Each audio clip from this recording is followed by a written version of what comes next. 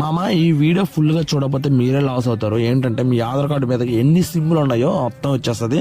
మీరు ఏం చేస్తారంటే క్రోమ్లోకి వెళ్ళండి. క్రోమ్లోకి వెళ్ళిన తర్వాత ట్యాప్ కాఫ్ అని కొట్టండి. సెర్చ్ చేస్తే కనుక ఫస్ట్ లింక్ వస్తుంది, దాని మీద క్లిక్ చేయండి.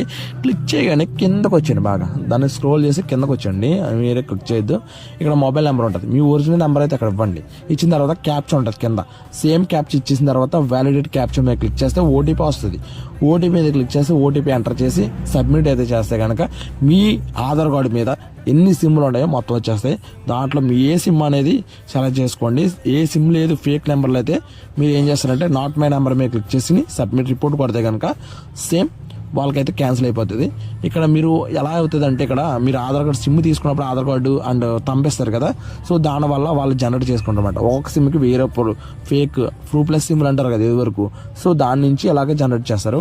వీడియో అయితే నచ్చితే లైక్ చేయండి, సబ్స్క్రైబ్ అయితే చేసుకోండి.